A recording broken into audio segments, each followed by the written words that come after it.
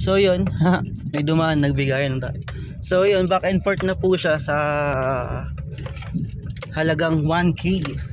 No, medyo ma-enjoy nyo na po yung konting experience natin ng rough road o trail experience. Ayan, may dumadaan.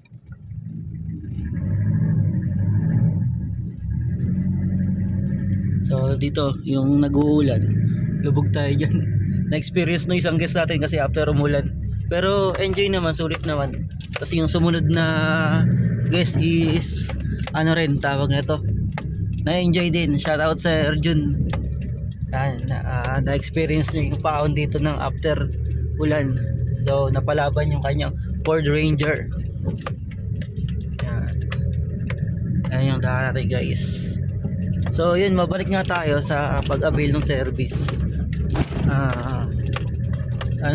Diyan pag sa balon 1K back and forth. Tapos pag sa ground naman 2K ang 2K ang bayad, back and forth na rin yun. Tapos pagka may sasakyan kayo, doon nyo iiwanan sa tribo ni Oka. Tapos pagka naman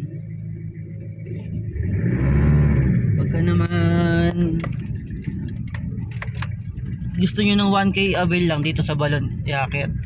So yun, konti ang diferensya, pero pares nyo naman ma-enjoy yung off-road experience natin dito sa 4x4 Hilux natin, pick up. Yan dito, yan medyo makitid to kasi alangan itong ligo na to. Yan. Pero yung ibang nakaakit na SUV, yung mga Montero, yung Montero rin parehas pala yun.